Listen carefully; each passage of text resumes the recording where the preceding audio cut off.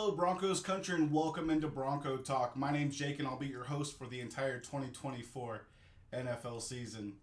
First and foremost, I just want to launch with letting you guys know a little bit about myself. I'm a huge Denver Broncos fan who grew up in Denver until about the age of 11, where I moved to Oregon, and I've been a diehard Denver Broncos fan my entire life. Being a resident of Oregon, I also am an Oregon Ducks fan, so even though that combination doesn't typically go together, I'm a huge Ducks fan as well as a Denver Broncos fan. Throughout the 2024 NFL season, I just look to offer my opinion-based analysis on each game, each week, each move that's going to happen throughout the entire 2024 NFL season, in addition to offering a forum for Denver Broncos fans to come to and speak openly and give their opinion as well, and we can possibly debate or just speak openly on how the team is going about its season and into the off season and beyond. So welcome all are welcome. You're not always going to agree with me, and I'm not always going to agree with you, but one thing that we can agree on are that we want the Denver Broncos to be successful. The big news of the day, one of the biggest off-season moves, which I will talk about a couple of off-season moves that I personally want to highlight going into the 2024 season, but this was probably one of the biggest, locking up Pat Surtain for another 4 years. He had 2 years left on his contract, so that was a 4-year extension, giving us 6 more years of Patrick Surtain. It's an awesome thing. I don't know that there's anybody within Broncos country that would sneeze at the deal, making him the highest paid defensive back in the NFL. He's getting $77.5 million guaranteed and $96 million contract, and it's a beautiful thing. We haven't seen lockdown corner status like this since Aqib Talib about 8 years ago. So it's an awesome thing. I'm super excited. Personally, he was my number one guy on the draft board in 2021. So kudos to me.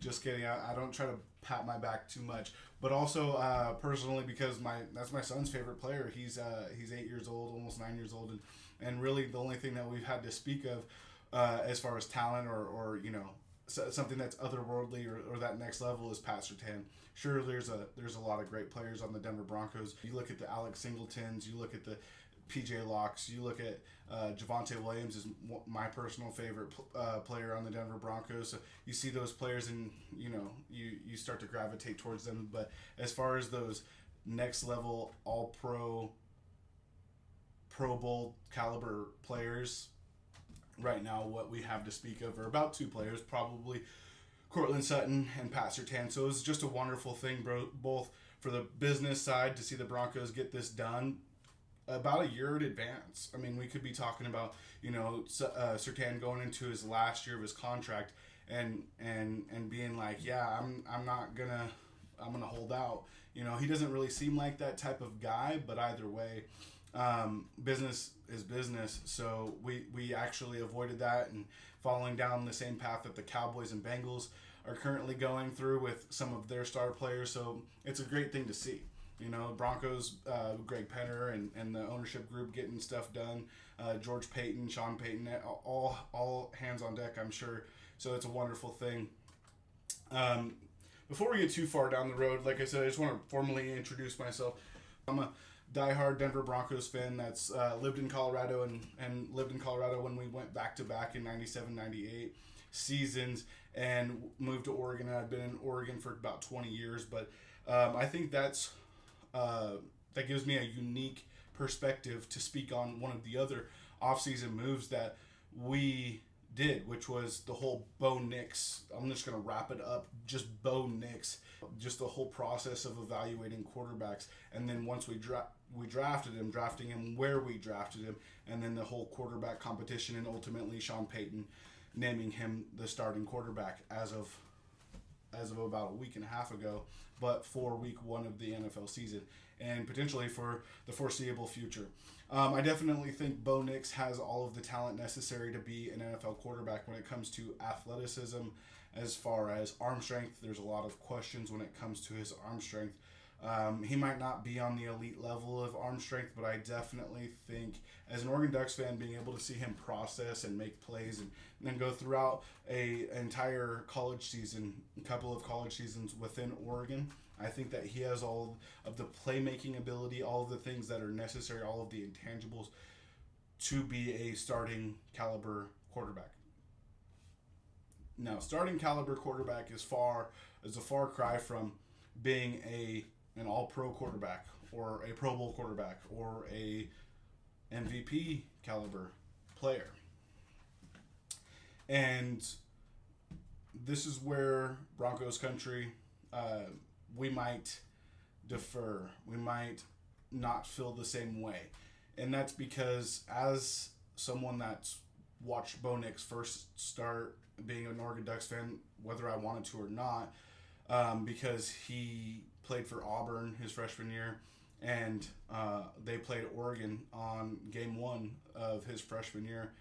Bo Nix, and then obviously watching the last couple of seasons with Bo Nix as an Oregon Ducks quarterback, he's got, like I said, he's got all the skills, traits, and intangibles, but he's also a rookie quarterback that is going into his first NFL season, seeing starting caliber defenses, mind you, vanilla defenses, but the players, for one series.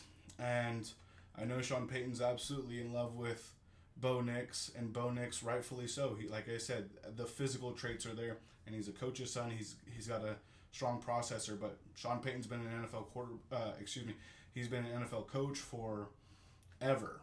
His scheme is very, very complex. And the only person I personally believe was ready to play quarterback week one for Sean Payton was Jarrett Stidham.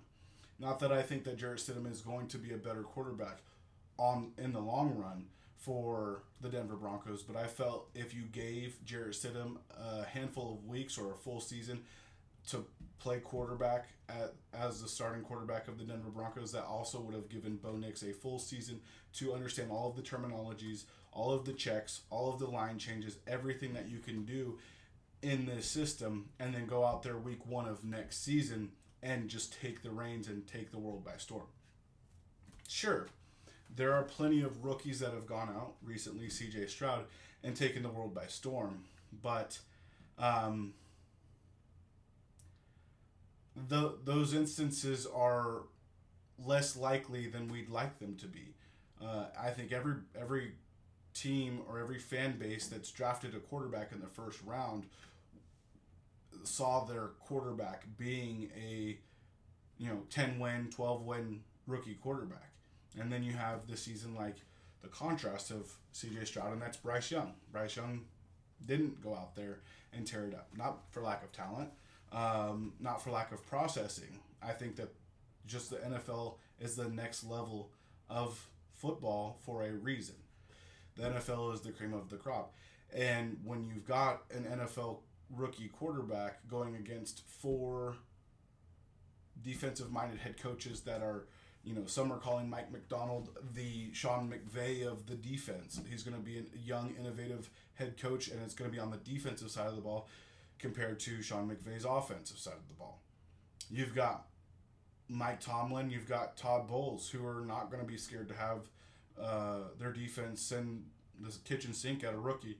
And then you've got Robert Saleh, who is relishing in the ability to kind of go for the gusto with Aaron Rodgers this year. So if that means exotic blitzes or disguised blitzes or just the scheme in general being disguised, it ultimately breaks down to if you give someone else who's not Bo Nix the start, which in my case would have been Jarrett Stidham, the start, then that allows the rookie to grow a little bit before he's handed the reins. And I ultimately, as a Denver Broncos fan, as an Oregon Ducks fan, want to see Bo Nix reach his full potential, which is a very, Super Bowl winning quarterback. I think that if Drew Brees can do what Drew Brees did with Sean Payton, that Sean Payton can do what he wants to do with Bo Nix, and that's winning a championship one day.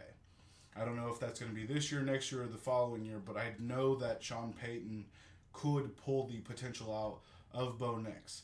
I just think that 2024, with the defense that we have, which goes on to my second offseason move or topic,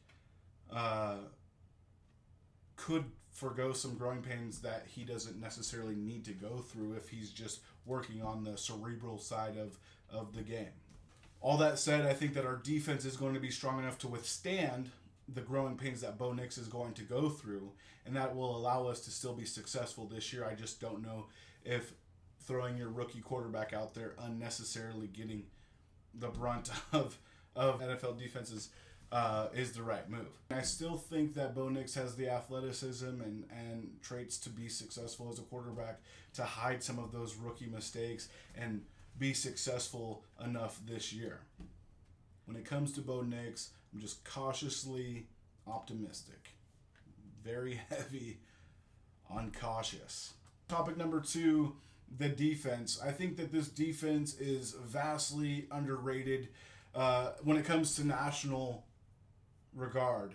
You've got national pundits, some of them ranking the Denver Broncos defense as low as number 31 in the league. And if you just look at that as a full scope, maybe that looks accurate to people that aren't covering the Denver Broncos or paying attention to the Denver Broncos at all.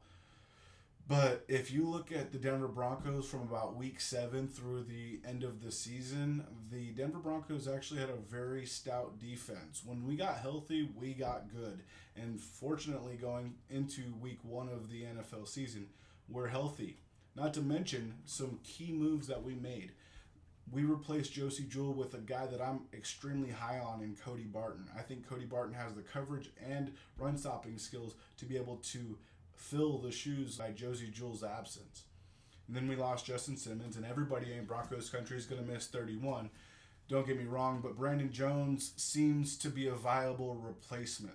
His injury status throughout the offseason, throughout training camp, throughout preseason does leave questions to be answered. As far as his limited playing time last year in Miami, when he gets a higher workload, we'll see what happens. I think that he will be a player that is going to rise to the level and fill the shoes of Justin Simmons as well. Now, if you look at all of our pieces that we had at the end of the last season, obviously Pat Surtain, PS2 was PS2, and then Jaquan McMillan, and then Alex Singleton. As soon as Alex Singleton was given the opportunity to be a starter in Denver, he has relished the opportunity and has never looked back. And I think that Brandon Jones and Cody Barton could both be in that position this year. But above all, the X factor this year for me, the rise and fall, the most important piece of the puzzle, because I have confidence that Brandon Jones will be the safety that we need to replace Justin Simmons. The X factor for our defense to be that top 5 defense that I think this unit can be is Riley Moss. If you've got shutdown corner on one side and shutdown corner on the other, which Riley Moss is proving to be a very viable cornerback too, this defense is going to be scary. We've got Nick Bonito and Baron Browning starting the season healthy. We've got Jonah Ellis looking like he's going to come out like a man possessed as a rookie pass rusher. Then the moves that we've made with acquiring Malcolm Roach and John Franklin Myers. This defense, not only is it not going to be 31st, it is going to be a top 5 defense, barring injury. There's no doubt about it, which allows the Denver Broncos to absorb some of those rookie tendencies that are undoubtedly going to happen with Bo Nix.